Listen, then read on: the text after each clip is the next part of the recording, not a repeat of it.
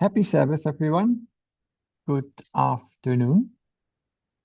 Mangithi Um, isabathe bazalwane I forgot about the translation, sorry. Um, let's open with a word of prayer. sizovula ngezwi lomkhuleko.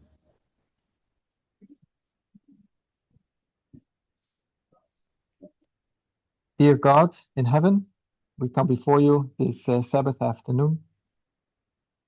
uNkulunkulu wethu sezulwini siza kuwe ngaleli sabatha namhlanje. We thank you for this for the technique and this opportunity to meet each other. Siyakubonga ngaleli thuba lokuba usihlanganise ndawonye. I pray that you will join us in our study this afternoon. Ngikhulekela ukuthi sicela uhlanganyele nathi kule study ngalesikhathi That your Holy Spirit may guide and direct our study. ukuba umoya wakho engcwele usihole usiqondise esifundweni sethu. In Jesus' name we pray. Amen. Ngegama likaJesu siyakhuleka. Amen.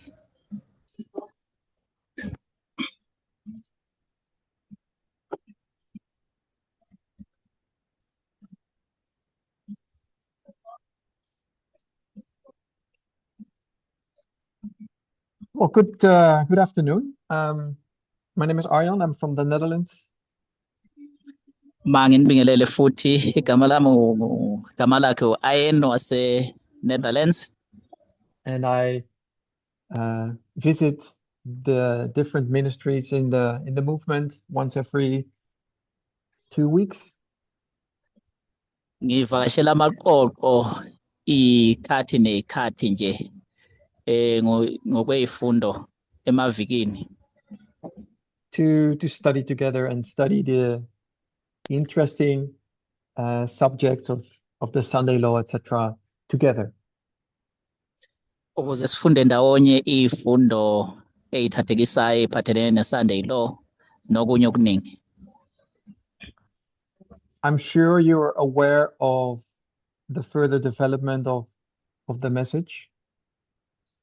Ngiqinisekile ukuthi niyaqaphela ukukhula komlayezo. Of the recent presentations from Elder Parminder, from Curtis and Blessing. Nangezifundo lezi ezilethwe abazalwane uDalu Parminder noCurtis kanye noBlessing.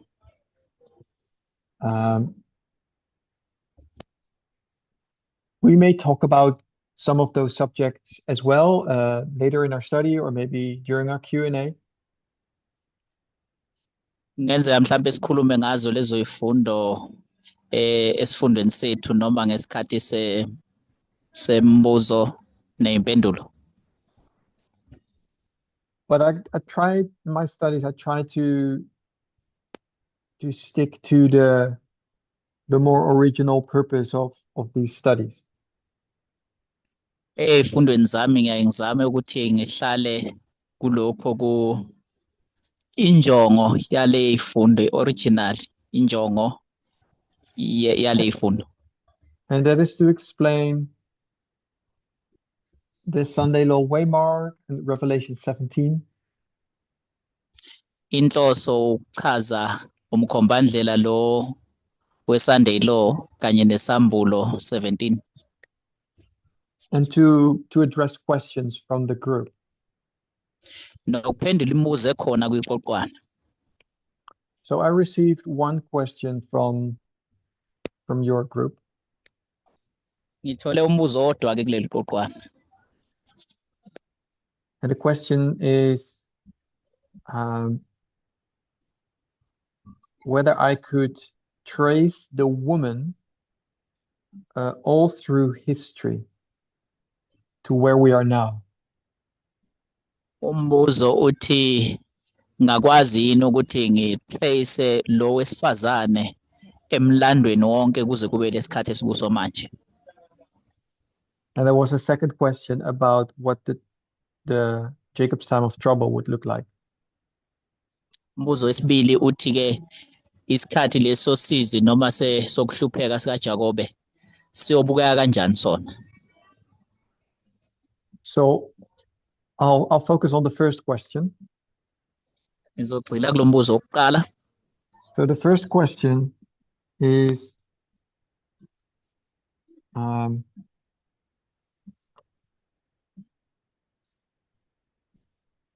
what is the woman? Umbuzo wokuqala njengowubuza ukuthi uyini wesifazane. If we can cut the question in pieces. Uma singayinqamula lo mbuzo siwenze ikhewu. Then we start with the question, what is the woman? And then secondly, we look into what was the woman through history. Singaqala ngokuthi ungubani lo wesifazane manje, bese umbuzo wesibili bese uthi ebengibani lo wesifazane emlandweni. So the first question is more a principle. We're looking for the principle. We're looking for the principle. Kulo mbuzo wokuqala ngathi sibheke umgomo noma i-principle. And the second question is we're looking at the examples. Kulo wesibili sibheke imzekelo noma examples. So in principle, what is the woman? Ngokomgomo uyini lo wesifazane. And we talk about the Revelation 17 woman. Sikhuluma ngalo wesifazane lapha kwisambulo 17.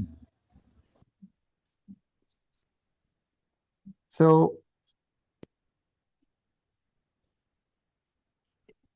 in the past, when we as Adventists looked at the woman prophetically, ala ke besithi masikuletha lokhu ngaphambili besibuka lo wesifazane ngokwesiprofeto.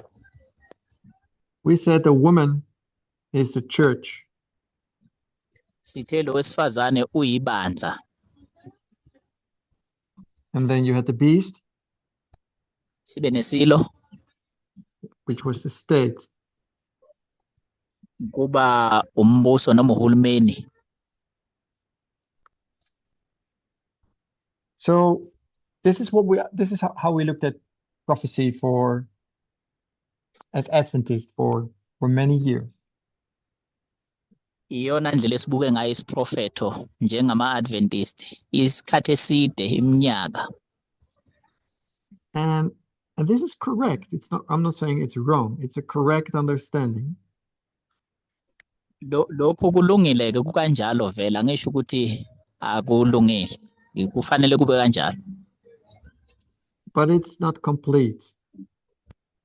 Kodwa kuphelele.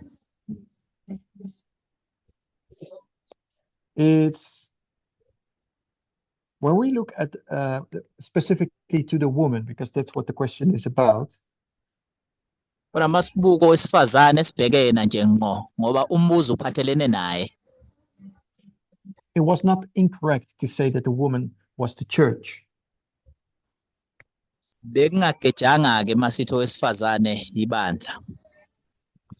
It is an answer to question 2. Kuyimpendulo yombuzo wesibili lokho. So church is an example. Ibandla umzekelo. It's an example of how the woman can operate. Umzekelo ukuthi lo wesifazane uqhamuke kanjani. It's not a definition of the woman. It's not the ultimate definition of the woman. Akusincazelo eqonde ngqo noma enembayo yalo wesifazane. Because there's those 7 kingdoms. Kunembuso eyisikhombisa.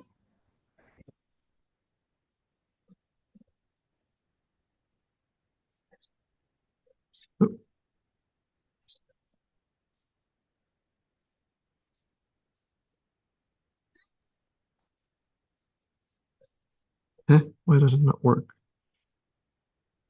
Again. Yeah.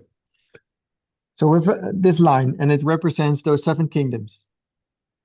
Sinalo mucu ke omelele lembuso eyisikhombisa.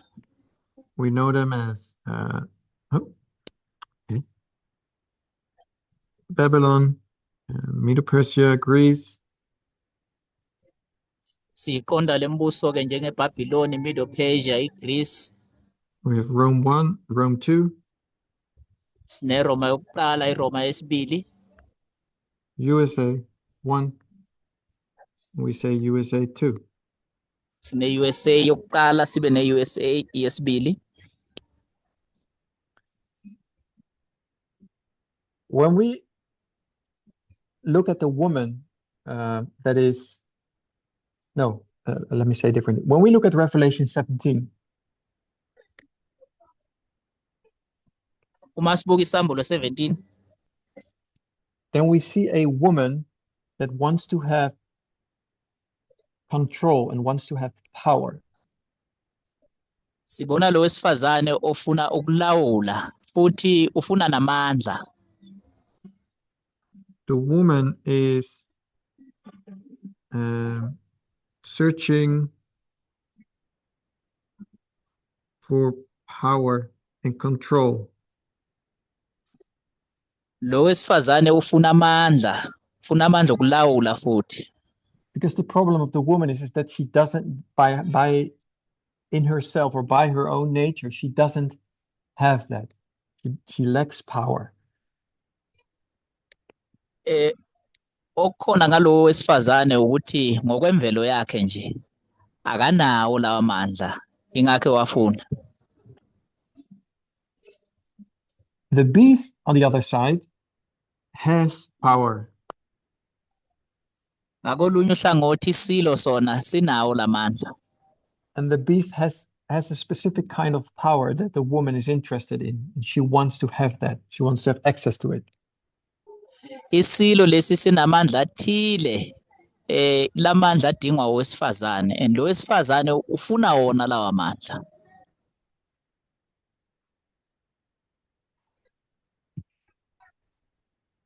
So the woman is an entity that doesn't have power, but needs the power to do something. Owesifazane uyisikhungo esingenawo amandla kodwa udinga lamandla kuze akukhona ukwenza okuthile. Revelation 17 says that it wants to, as soon as the woman controls the beast, it makes the kings and the Isambulo people of the world, 17 it makes it uthi drunk. ke lo wesifazane ufuna lawa mandla ukuthi alawule isilo. So the making drunk is like the wine. We know from prophecy, wine or making drunk is doctrines. Ufana newayini siyazi kwisprofethi ukuthi iwayini limelele izimfundiso. Or to make it more general, is ideas. Okubeka nje ukusobala sithi umqondo othile noma imiqondo ethize.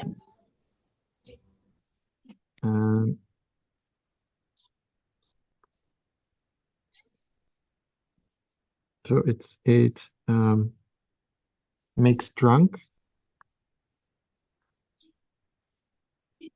Iwayini leli lenza ke umuntu aqhube imbuzi noma adakwe. Is ideas / doctrine. Okuyimbono noma imiqondo noma imfundiso. So we know that the woman has ideas, has certain ideas. Lo wesifazane ke unemiqondo ethize indlela acabanga ngayo. But she lacks the power to share their ideas or share her ideas with others. kodwa uswela amandla ukuthi abelane nale mfundiso noma le ndlela acabanga ngayo abelane ngayo nabanye abantu. And that's why she needs to have access to the beast. Ingakho ke efuna ukuthi ayihlanganise nesilo. So that's what the woman is and does and is looking for. Ilokho ke lo wesifazane ayikho futhi akwenzayo nakufunayo. And she does that throughout history. Lokho kwenzile ke emlandweni wonke nje. The problem is we see we see the woman in Revelation 17 only. Inselelo ukuthi lo wesifazane simbona lapha kuyisambulo 17 kuphela. And Revelation 17 starts somewhere here. Or it talks about history of 1798. Kodwa isambulo 17 siqala ke emumva kancane lapha ngo-1798. And when we go to other books or chapters in the Bible, like Daniel, for example, Daniel 2. Kodwa uma siya kwezinye iy'ndawo ke eBhayibhelini nakuma-chapter siya lapha njengakuDaniel chapter 2. We also see it doesn't talk about a woman, but we see the woman there as well. Lesa sahluka sikhulumi ke ngowesifazane kodwa siyambona ekhona laphaya. We only see her in the fifth kingdom. Lapho simbona kahle khona kukumbuso wesihlanu. Remember, we have the what's it called? We have the statue, gold, silver, brass, and iron. So khumbula ukuthi lapha kuyisithuse lesi sinegolide nesiliva nethusi kanye nensimbi.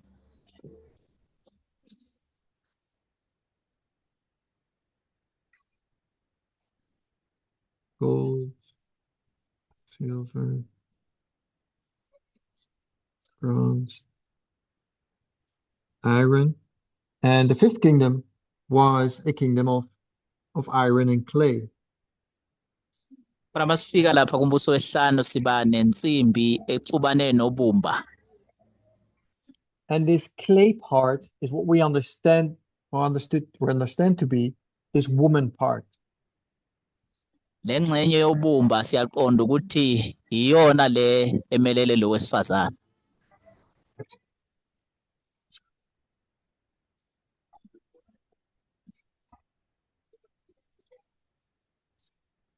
So let's continue here. So this is one. So qhubeka lapha ya. These are the seven kingdoms. Ngale mbuso isikhombisa. And in the fifth kingdom, we see a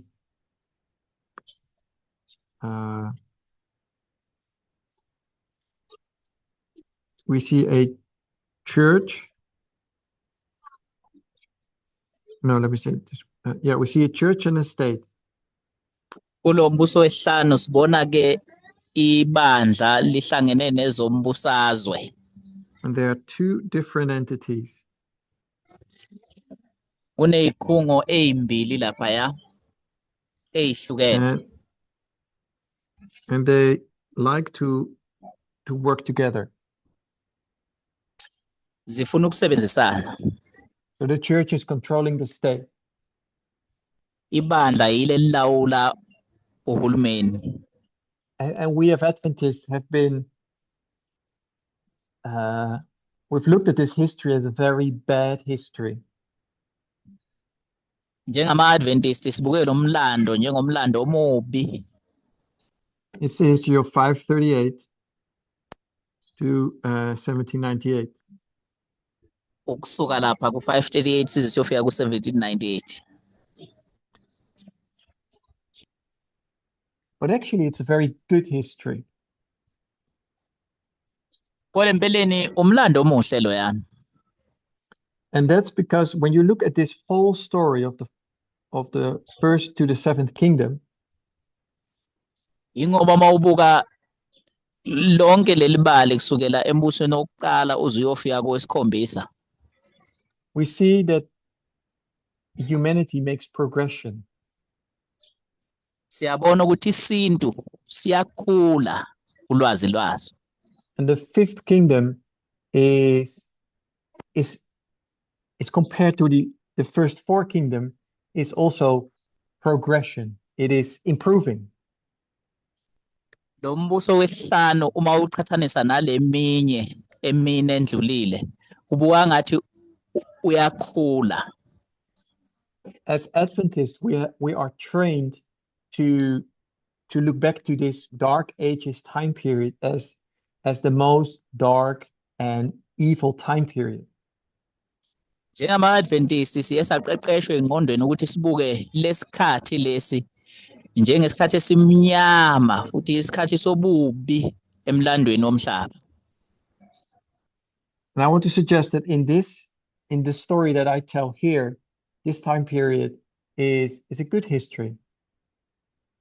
Mangiqaphelise ukuthi kuleli bali engiletha la ukuthi lo mlando umlando omuhle. Even though it's only in the fifth kingdom here that we see the woman for the first time clearly.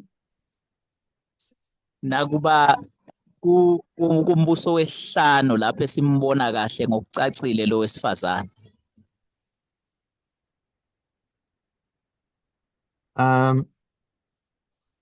It's not the first time she's around. Kodwa akusiyo kokuqala evela lo wesifazane. Because there has been a church-state combination through all those kingdoms. Kube khona ukuhlangana kwebandla nohulumeni kuyo yonke leminye imibuso endlulile. And for those four kingdoms, the church and state powers were combined in one person or one entity.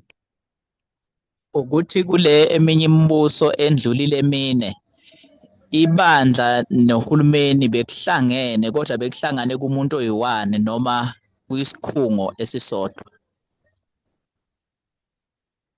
So we understand now, today, we understand that the combination of church and state is evil. Siyaqonda ke esikhathini sanamhlanje ukuthi ukuhlangana kwebandla nohulumeni into embi leyo. So this combination of church and state has there been for a long time, and these prophetic kingdoms start with Babylon. Kodwa lokuhlangana kwebandla nezombusazwe noma nohulumeni into eyayikade lokhu yenzeka iqala ke ngombuso waseBabylon. Well, I said the combination of church and state, we understand it to be evil. Ngiye ngathi ke lokuhlangana kwebandla kanye nohulumeni siqonda ngathi into embi leyo. But we also know and understand that it served a purpose, that it was necessary. Siyazi futhi siyaqonda ukuthi kwayifeza injongo yakho ngoba kwakufanele ngaleso sikhathi. But as the world understands, how do you say that? As the world progresses and get a better understanding of God's law, I would say. Kodwa makuloku kutholakala umhlaba ukuthi uyakhula ekuqondeni nasekwazini umthetho kaNkuluNkulu. It also starts to improve on a political, in a political world. Umhlaba utholakala ukhula na kwezepolitiki. So, for example, here in the first kingdom in Babylon, it was Nebuchadnezzar. Umzekelo nje mawuya lapha embusweni waseBabylon uthola uNebuchadnezzar. So Nebuchadnezzar was king, but was also the priest, the high priest, was God. uNebukadnezar simthole izinto ezimbili, simthole inkosi aphinde abe umpristi. I think the other example that is very clearly is Caesar. Omunye umzekelo esiwubona ngokucacile uCaesar. The Caesar of the Roman Empire was also the high priest. UCaesar walapha embusweni waseRoma naye futhi simthola engumpristi omkhulu.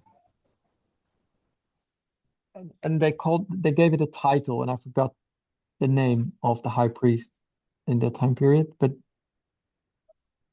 yep. Does somebody remember? Bamnika ke isikhundla laphayana. Ngiyakhohlwa ukuthi lesikhundla sompristi omkhulu bathi yini. Pontifex Maximus. Yes, I just remembered. Pontifex Maximus. Thank you. Bathi uPontifex Maximus. So Pontifex Maximus is this title that I think it originates with Babylon. Lesikhundla ke noma lesiphandla ke siqala lapha eBabylon lo Pontifex Maximus. And it all the way is given into it all brings you down to the Roman Empire. Lesikhundla ke sibe lokho sinikezwa sindlule size sofika embusweni waseRoma. It's king, the combination of king and I would say priest, church and state. Kuba ke inkosi kanye nompristi noma ibandla nohulumeni. So for centuries, these two offices, so to speak, or these two entities were merged together into one person or one institution. Iminyaka eminingi ke ndlule laba babili bebehlanganiswa kumuntu oyedwa noma kuyisikhungo esisodwa. And now 538 and the dark ages come. Makufika ke isikhathi leso bomnyama esibizwa ukuthi dark ages. And we see an improvement taking place. Sibona impucuzeko noma ukukhula kwenzeka lapha. Because now church and state are going to be separated from each other. Ibandla kanye nohulumeni sibona lapha behlukaniswa komunye nomunye. They're going to be separated into two different entities. Bazohlukaniswa benziwe izikhungo ezimbili ezihlukene. And that's improvement, that's good. Ukukhula ke lokho noma ukuphucuzeka kuhle. I would say that is this little improvement of the new covenant, if you know what I'm talking about. Uma singakhuluma lokuphucuzeka noma ukukhula ekuqondeni ngale sivumelwano esisha, maniqonda ukuthi ngikhuluma ngani? The problem in the Dark Ages in this 1260 time period okuyiyona okwaba inselelo kulesikhathi sika 1260 esibizwa ngokuthi isikhathi sobumnyama noma dark ages is that those two entities they were hand in hand. They worked together very closely.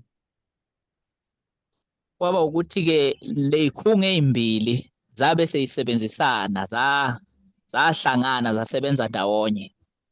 And the woman was leading out in this relationship. The church. Kulobudlelwane kutholakala owesifazane kunguye oholayo, ohola phambili. So for those first 5 kingdoms, we talk about church and state, and that is correct. Kule mbuso emhlanje yokuqala sitholakala sikhuluma ngebandla kanye nohulumeni behlangene. But now we come to the 6th kingdom. Sibe sesifika kumbuso wesi-6. And now we say there is church or state. Sibese sithi laphayana kunebandla phinde kube nohulumeni. No, let me say it. Yeah, let's say church and state for now. So there's church and state, and there are two different entities. Okwamanje nje sothi ibandla nohulumeni ikhungu ezimbili lezi. Let me think if I go the right direction.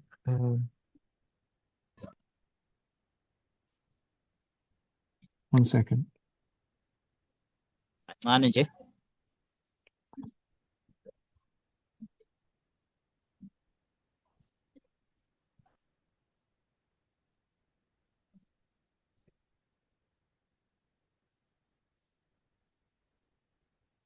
Okay. Let me do this differently. No. So the fifth kingdom was not a combination of church and state, but it was church and state were there, but they were separated. And I'm going to do that here as well. Ake ngithi kulombuso wesihlanu babengaxubene kodwa babehlukene ibandla kanye nohulumeni. Nalapha futhi kumbuso wesithupha.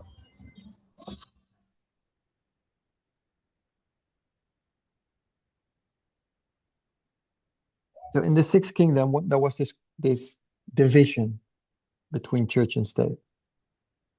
Ake ngithi lapha kumbuso wesithupha bekhona ukwahlukana phakathi kwebandla kanye nohulumeni.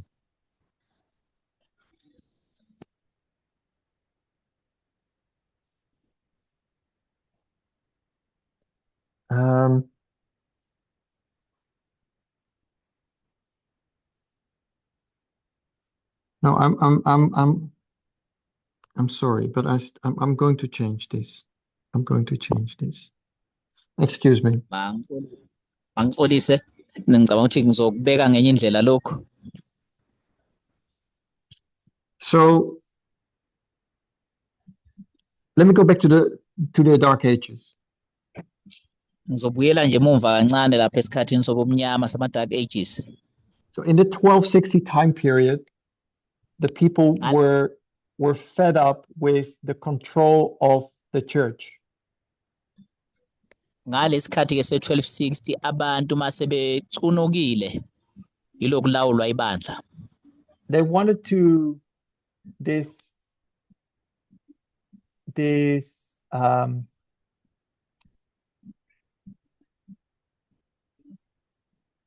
government as it existed in this time period was made drunken by this woman. Babuka ke lo hulumeni owenziwe ukuthi aphuze imfundiso zalo wesifazana agcine edakwe yizo. And it had always been this way since Babylon. Bekulokhu kunjalo kusukela lemumva kuyiBabylon. But it's now the people now are going to stand up and they start to recognize that the situation they're in is wrong. Batholakala abantu bewuvukela ke lo mbuso noma lobudlelwano babona ukuthi lokho engabe kukanje. So as soon as they find new land, the new world, masinyane nje lapha bethola indawo entsha noma izwe elisha, they're going to set up a new kingdom, so to speak. Bazobe sebayisungulela umbuso omusha bangayibeka kanjalo. And now they say, now we're going to do this differently. Lokhu sebezokwenza ngendlela ehlukile ke manje.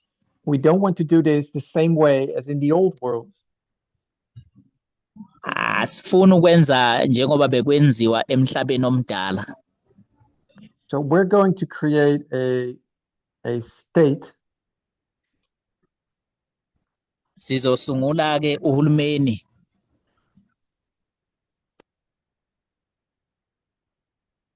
that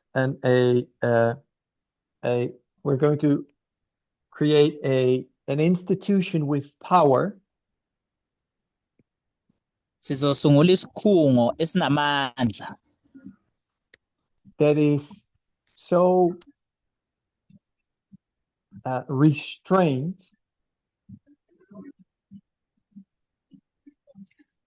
kodwa esivinjiwe esinganikwanga wonke amandla that the woman is not even interested in this power and this institution. ngendlela yokuthi owesifazane abone nje ukuthi hawu akanawo umdla walesikhungo. The woman is not interested. Lo wesifazane akanawo umdla walesikhungo. What they did in the 1798 time period, abakwenza ngalesikhathi sika 1798 and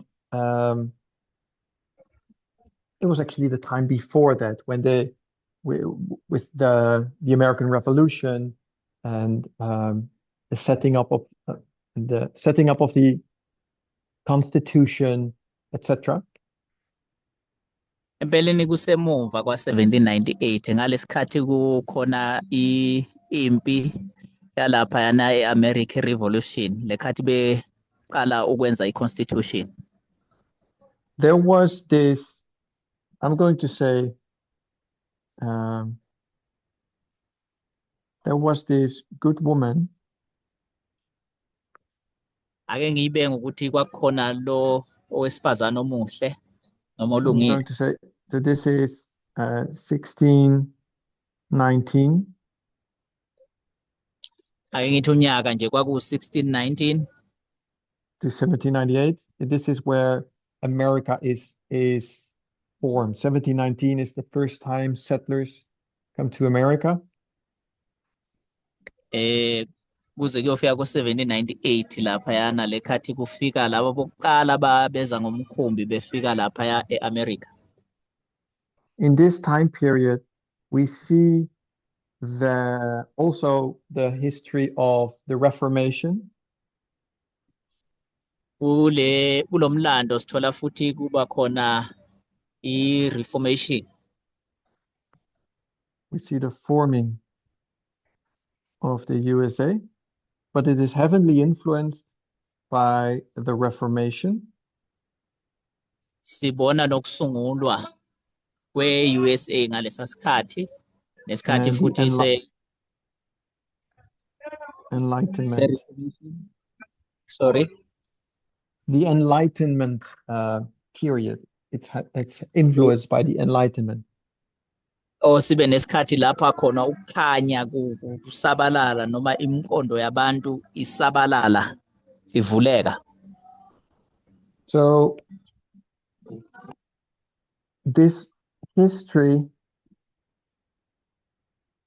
new ideas or new doctrine, you could say, or new ideas are introduced. Kulesikhathi ke lomlando uthola imiqondo emisha noma imbono emisha yethulwa noma ivela kubantu. For example,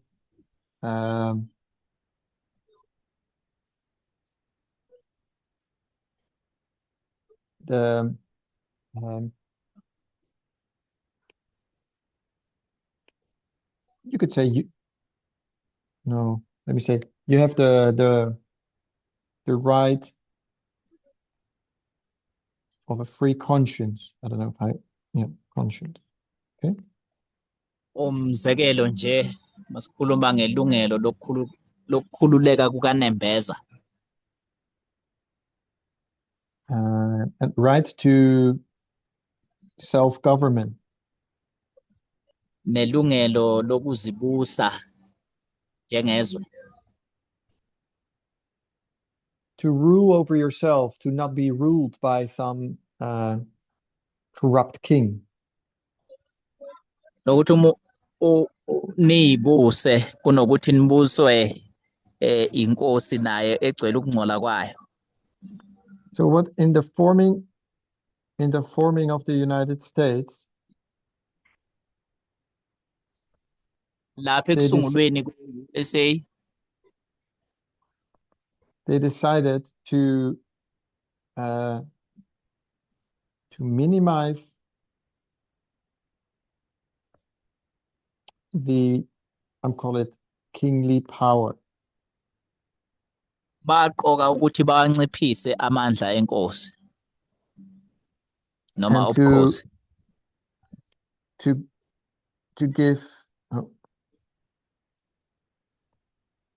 give power to the people. baqoka ukuthi amandla amaningi bawanikezele kubantu. It became a democratic organization. Banikeza inhlangano ngokwenkululeko noma ezikhululekile. People decide what's going to happen with their country. People are in control. Abantu abalawulayo ibona abasho ukuthi kuzokwenzakalani ngezwe lapho. And the power that the president or that this king or this president has is restrained, it's limited. Amandla lo mongameli azoba nawo noma lenkosi ezoba nawo azoncishiswa ngeyinikwe onke amandla. So you have those, the power is divided. You have those three branches. Amandla ke anikezelwe le inhlaka ezintathu noma ama branches lawa amathathu. So you have the executive branch and the judicial branch and the legislative branch. Ilawa sebaliwe ke executive, judicial ne legislative. This is where all the power is. Ikhona lapha onke amandla khona lapha. And the executive, so that's, you could say that's the king. This is the throne of the king. It's only one of them. It's this one. I-executive ilapho kukhona isihlalo, inkosi la ihlala khona lapha. So the woman in Revelation 17 wants to have access to this throne, to the state power. Lo wesifazano lapha kwisambulo 17 ufuna ke ukuthi abe nesabelo ayongena lapha na kulesa sihlalo lapha kuze athola amandla. Because all those thrones, all those governments in this time period of the first 5 kingdoms, lapha yana bonke labo hulumeni lapha kule mbuso lemhlanu yokuqala, those governments the power was very concentrated at one point, in one person, basically. Lapha yana kule mbuso amandla amaningi benikezelwe kumuntu oyedwa noma endaweni eyodwa. So it was very easy for the woman to influence that specific entity. Bekulula ukuthi lo wesifazane axambukele kuloyo onalamandla noma kuleso sikhungo esiphethe lawo mandla. So that her ideas and doctrines would be introduced to all. Bese khona ukuthi asabalalise imfundiso zakhe noma lendlela acabanga ngayo kubo bonke abantu ukuthi afinyelele lapha kulesa sihlalo. And the people in the pilgrim people in the beginning of the United States, they recognized that. Laba ke ababesuka lapha na eEurope beya le eUnited States bakubona lokho. And they introduced new ideas. Base beletha ke ukucabanga okusha. So I'm saying that is the good woman. Ngithi ke ilo wesifazane olungile lo noma So omuhle. the sixth kingdom is married to a good woman. Umbuso wesithupha lo ake ngithi nje ushade nomsifazane olungile. The woman of Revelation 12, if you like. Lo wesifazane olapha kwisambulo 12 uma singayibeka kanjalo. It's the woman that has a good ideology. Owesifazane ophethe imfundiso ezinhle. It has ideas to really serve and honor the people and protect the people. Lo wesifazane unemicabango emihle yokusebenzela abantu futhi yokubavikela.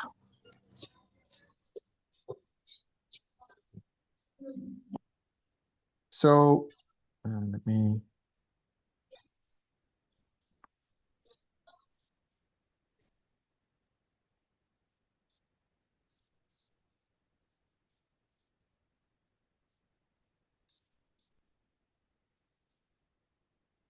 And then the seventh kingdom.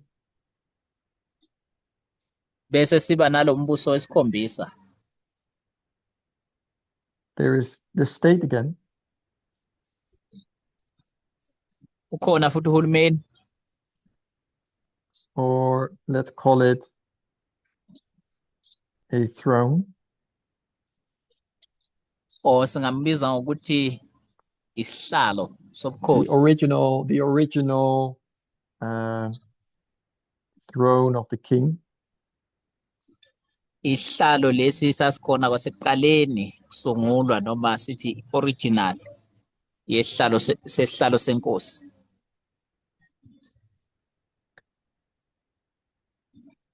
And the seventh kingdom. No, let me start differently.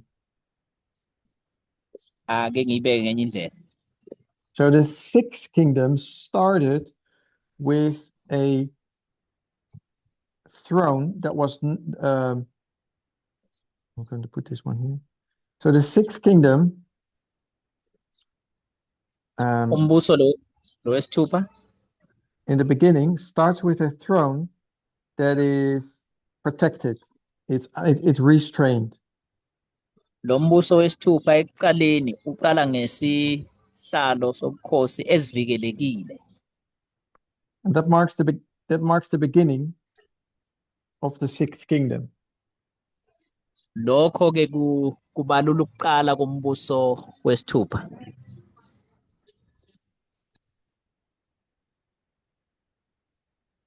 And that's what the sixth kingdom that's what makes the sixth kingdom unique compared to the other kingdoms. Ilokho kwenza umbuso wesithupha uhluke kule minye imibuso. So if we understand what the sixth kingdom is and what makes it a unique kingdom, uma siqonda ukuthi umbuso wesithupha uyini futhi yini eyenza ukuthi lo mbuso wesithupha uhluke, because it's a good kingdom ngoba umbuso omuhle from the beginning to the end, sukela ekuqaleni uziyofika esiphethweni sawo, because it never fornicates with the bad woman. Ngoba awungena ebudlelwaneni okungalungile nalo wesifazane. And in this time period, this woman has transformed itself. Kuso sonke ke lesikhathi lo wesifazane uvele waguquka. Because before, the woman was always the church. Ngoba phambilini lo wesifazane kwakuhlale kuyibandla. It was an entity with a religious ideology. Bekuyisikhungo esineyimfundiso zenkolo. They tried to enforce that religious ideology upon the people and the king. Wazama ukuphoqelela leyimfundiso zenkolo kubantu nasenkosini. So now the sixth kingdom is introduced. Lo mbuso wesithupha ke uyaqhamuka. And it first of all makes this unique political organization. Okokuqala nje wenza inhlangano le ehlukile yezepolitiki. But we also recognize down the line that the church is no longer the entity that is where the danger is, so to speak. Ora masihamba ngokomucu wethu siqhubekela phambili siyabona ukuthi ibandla akusiko la khona khona ubungozi mangayibeka kanjalo. When we look to the world today, we see that the papacy is on the right side of the issue. Masibuka umhlaba ngesikhathi sanamhlanje siyabona ukuthi iphapasi empeleni isehlangothini oluhle masibuka ngokwepolitiki namhlanje. If we understand that Donald Trump is the problem or is a problem in the world, uma siqonda ukuthi uDonald Trump uyena empeleni oyinkinga emhlabeni, the papacy is not on Donald Trump's side at all. Ubupapa bukho hlangothini lika Donald Trump. Neze. The papacy is on the good side. They're fighting against Trump. Iphapasi empeleni isehlangothini oluhle ilwa naye uDonald Trump. The papacy, as we understand it today, is no longer a figure of prophecy. It's not a prophetic player any longer. Ubupapa siyazi ukuthi abusadlala indima ngokwesiprofetho ezintweni ezenzeka emhlabeni. It's in prophecy, it's the same. The papacy is at the same level as South Africa or the Netherlands. Iphapasi empeleni ikwizinga elifanayo nje neSouth Africa noma singathi neNetherlands. It's not of prophetic significance. Ngokwesiprofetho ayibalekanga kangako. The woman that is going to cause problems today is an entity with an ideology. Owesifazane okuzoba nguye oletha nje inkinga kuzoba isikhungo esithile esiphethe imfundiso ezithile. And this ideology is not necessarily religious. Le imfundiso angeke sathi empeleni kufanele kuze kube ezenkolo. And we understand, and now we understand it is not religious. Sesiyaqonda ukuthi ayiphathelanga nenkolo empeleni.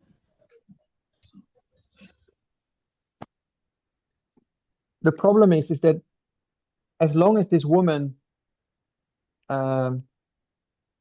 as long as the throne or the government is in a good condition, the woman has no chance. Uba ukuthi nje uhulumeni uma esesimene esihle, lo wesifazane akanalo ithuba lokuthi asondele. And this is where the problem comes with the sixth kingdom. Ilapha sithola khona inkinga ke ngalombuso wesi-6. We say it is a good kingdom from the beginning to the end. Sithi umbuso omuhle kusukela ekuqaleni uze uyofika ekugcineni kwawo. Because the bad woman never gets access to this throne. Ngoba lo wesifazane ongalungile akatholi ilungelo lokuthi angene lapha yana esihlalweni sobukhosi. The only problem in the sixth kingdom is that this throne is changing. Okuyiyona nkinga lapha kumbuso wesithupha ukuthi lesihlalo siyashintsha. It becomes unrestrained. Ukuthi lesa sihlalo sibese singabe sancishiswa amandla vele avulelwe onke. The throne is the power of the presidency in the United States has been increasing. Amandla obumongameli eAmerica ade lokhu ekukhula amandla angawasebenzisa. And that's something that has taken place for a longer time period. It didn't happen in one day or something.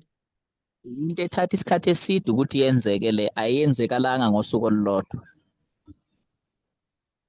And this seed becomes unrestrained because of events taking place in the United States. Lehlalo amandla aso abese angabe sancishiswa avela avulelwe onke ngenxa yezigameko ebelokhu zenzeka lapha eAmerica. For example, 9/11 was one of those events. Umzekelo nje enye yalezo zigameko i9/11.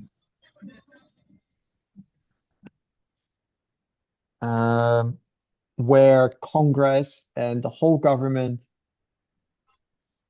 sees a crisis and they give extra power to the president. Lapho khona uthola iCongress kanye nohulumeni bebona lesigameko bese banikezela ngamandla athile bewanikezela umongameli. And we see several instances and examples in this time period, also after 9/11, where we see that the power of the presidency changes. Sithola nezikhathi ezithize amahlandla emva kwa9/11 la sibona khona ukuthi amandla kamongameli aya ngokukhula noma ayashintsha uthola amandla amaningi.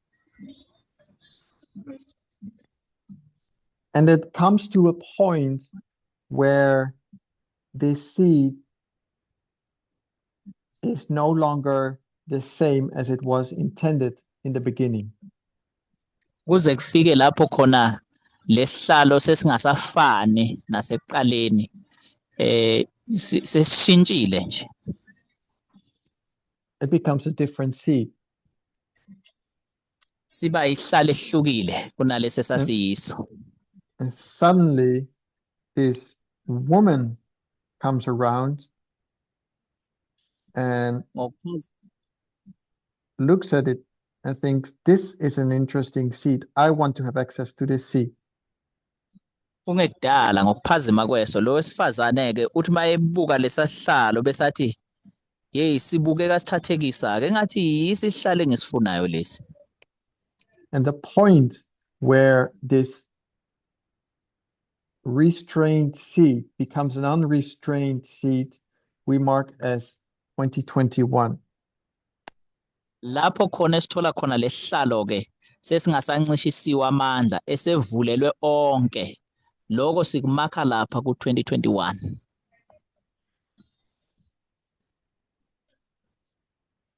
So we have 2021 where the sixth kingdom ends and the seventh kingdom starts. Kulapha ku2021 la khona umbuso wes6 uphela khona bese kuzoqala umbuso wesikhombisa. It's a good kingdom. The sixth kingdom is a good kingdom. Umbuso wes6 umbuso omuhle. And the definition of good in this case here means it doesn't fornicate with the bad woman. Incazelo yokuthi umbuso omuhle lo ingoba awuzange ungene uhexeze nalo wesifazane. And then in 2021 we mark the beginning of the seventh kingdom. Ekuqaleni ke kuka2021 lapho khona esimakha khona umbuso wesikhombisa. This kingdom starts also as a good kingdom. Nawo lo mbuso wesikhombisa uqala kuumbuso olungile. And it's the seventh kingdom because it is a copy of the fifth kingdom. Umbuso lo wesikhombisa empeleni umfanekiso wombuso wesihlanu. Because the fifth kingdom was a kingdom with a unrestrained throne. Ngoba umbuso lo wesihlanu kwakuumbuso onamandla angancishisiwe evulelwe onke. If you had access to that throne of the fifth kingdom, you could do anything you wanted. You were above the law. Uma wawuvumelekile ukuthi ufike laphana esihlalweni lapha kumbuso wesihlanu wawungenza nanoma yini nengaphezulu komthetho. And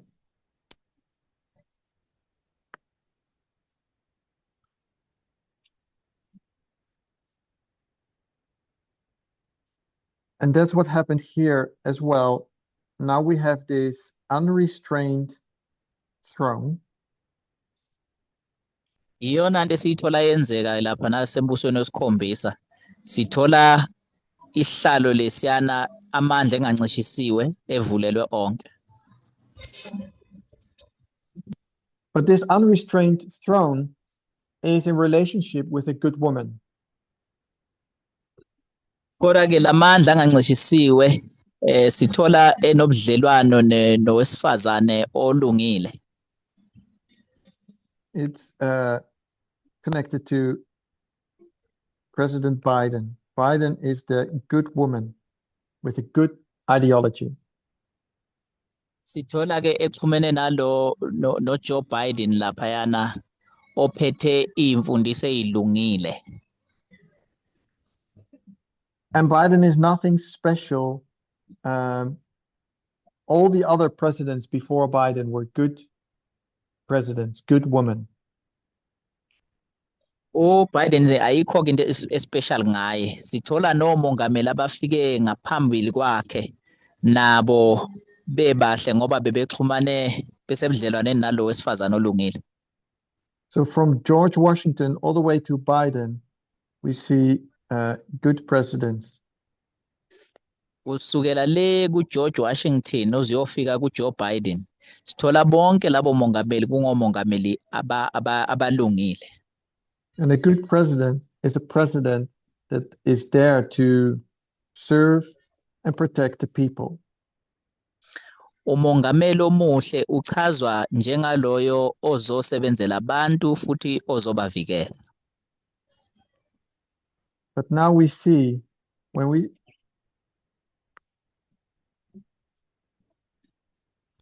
this throne is unrestrained, suddenly this woman becomes interested here. This one here becomes interested and starts looking at the seat.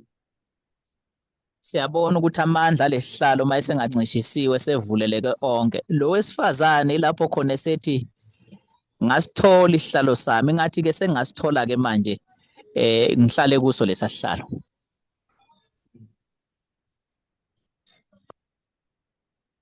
So it starts to look.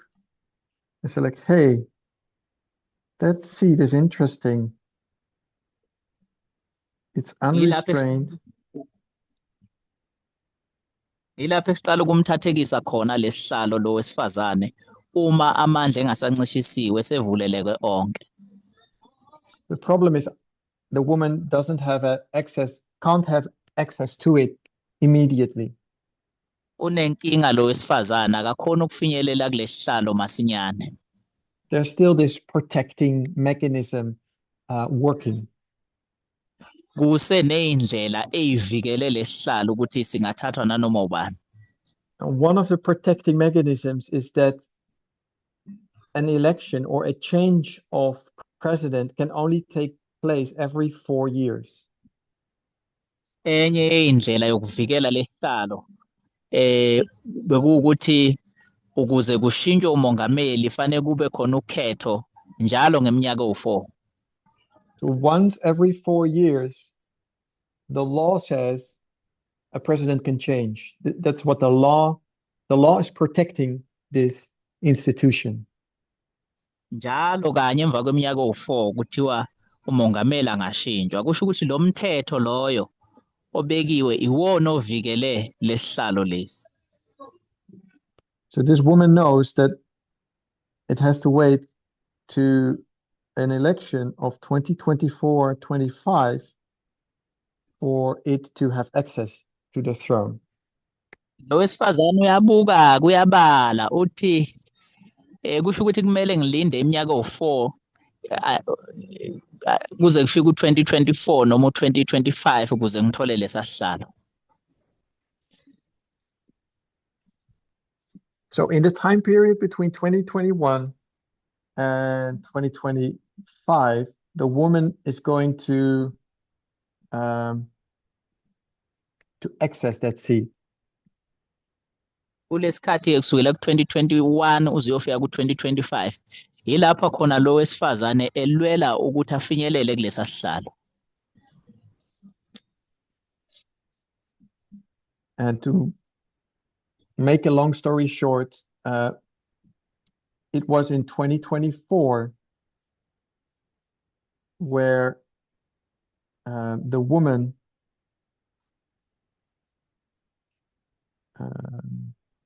in July,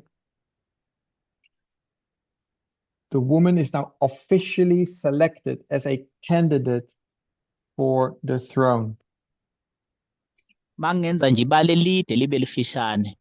Ngo-2024 ngo-18 July yilapho khona lo wesifazane ngokusemthethweni abe ngomunye abangagcina bethole lesihlalo lesi asifunayo. Because this throne here in 2025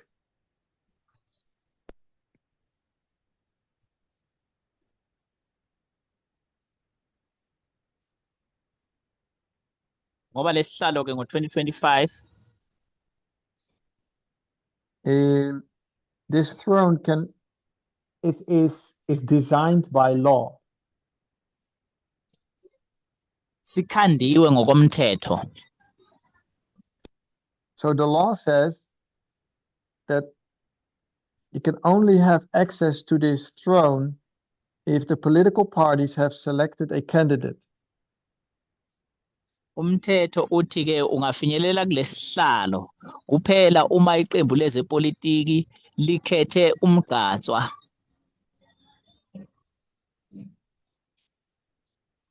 So on July 18, Donald Trump became official candidate for the presidency, for the seat. NgoJuly 18, 2024, uDonald Trump wabe seyakhethwa njengomgqatswa ke ozongenela ukhetho laphana kuleli qembu lepolitiki. And this is where the seed and the bad woman start to get in contact with each other, if you could say it that way. Masingayibeka sithi ke ngaleso sikhathi lapho khona lo wesifazane beqale ukunethezeka kanye nalesihlalo lesi.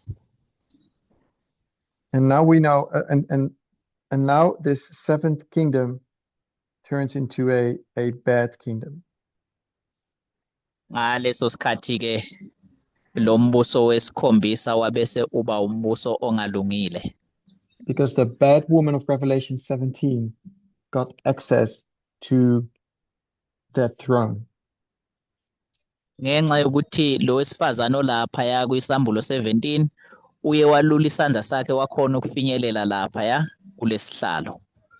All the protecting mechanisms that were introduced in the beginning of the sixth kingdom did not function properly anymore. Zonke le insiza ezayilethiwe ukuthi zivikele lesasihlalo sobukhosi zonke ayizange zisebenze zahluleka ukuthi zisivikele lesihlalo. Lezi ezayibeka ekuqaleni kwawo lo mbuso wesithupha khathi usungulwa. So I think I'm talking about an hour and 15 minutes now. Ngicabanga ukuthi isikhathi sengidlile ihora nemizuzu eyishumi nanhlanu. And the original question is what is the woman and what does she look like through history? Umbuzo ebesinawo kusukela ekuqaleni nje uthi lo wesifazane uyini ubukeka kanjani emlandweni mawumtracer. So when we look at Revelation 17, we know that the woman is this entity that has an ideology, but she's lacking the power. masibuka lapha kwisambulo 17 siyabona ukuthi lo wesifazane isikhungo lesi esineyimfundiso kodwa siswele amandla okuyisabalalisa. And we know that through history, this woman revealed itself as primarily as the church, the religious institution. Siyazi ukuthi emlandweni lo wesifazane uziveza njengebandla noma isikhungo sezenkolo. And for centuries, the church and state were merged together in, I think, one institution, basically, one person. Iminyaka engamakhulu ibandla kanye nehulumeni behlangane kwisikhungo esisodwa mangayibeka kanjalo. From Nebuchadnezzar all the way to Caesar, we see this king and high priest combination in one. Suka lapha kuNebukadnezar sesiyofika kuSiza sibuka le ikhungo ezimbili zihlangana kumuntu oyedwa.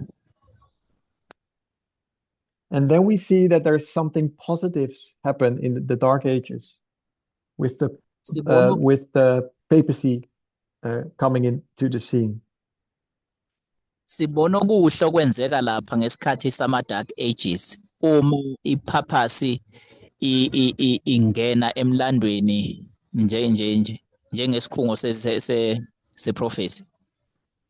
The good thing is that the church and state are now two separate entities. Inselelo ukuthi ke manje ibandla kanye nohulumeni sebehlukene baba ababili abahlukahlukene.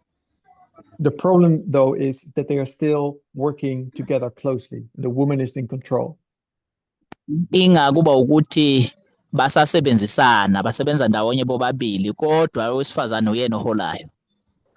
So the people in the 16th, 17th, 18th century recognized that something needed to change. Abantu babonileke kusukela lapha kwi-16 no-17 no-18 no-19th century ukuthi fanele kube noshintsho oluthile. And new ideas were introduced. Indlela entsha yokucabanga yavela noma yaqhamuka. People agreed that they themselves had the right to govern themselves and also had the right for the freedom of religion. Abantu bavumelana ngokulungelo lokuzibusa bona futhi banelungelo lokukhululeka ngakwezenkolo. And the freedom of to have the freedom of ideas.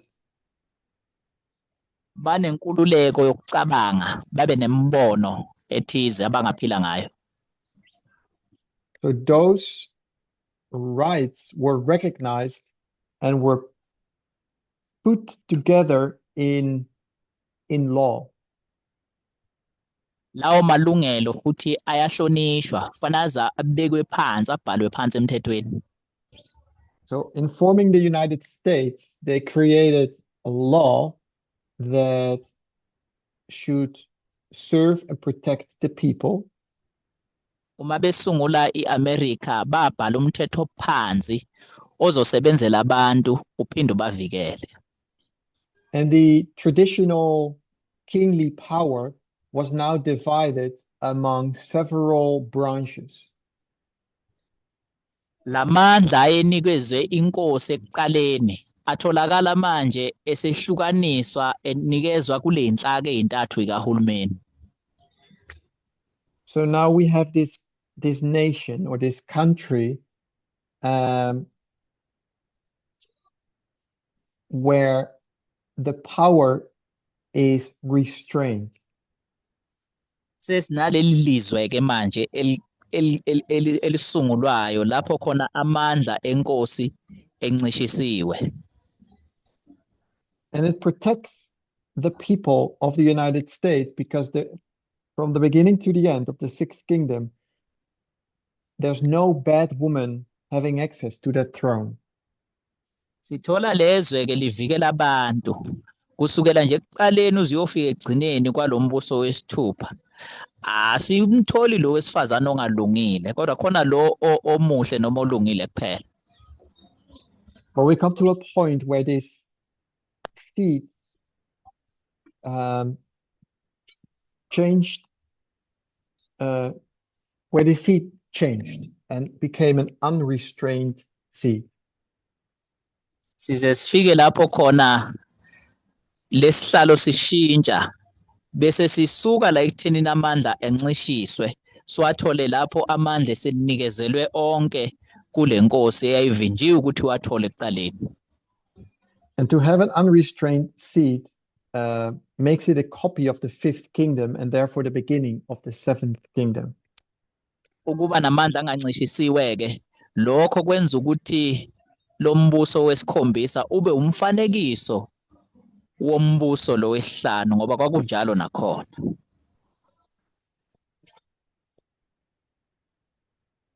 The seventh kingdom starts as a good kingdom because there is a good woman riding the throne. Umbuso lo wesikhombisa uqala umbuso olungile ngoba khona lo wesifazane ohleli lapha esihlalweni. We know now that since 2024, the bad woman got access to that power, to that throne, this unrestrained throne. Sesiyazi ukuthi kusukela ngo-2024 lo wesifazane ongalungile uye walula isandla sakhe wafinyelela lapha kulesihlalo wathola lamandla kade wadinga. So the woman moved through history in different stages, different forms.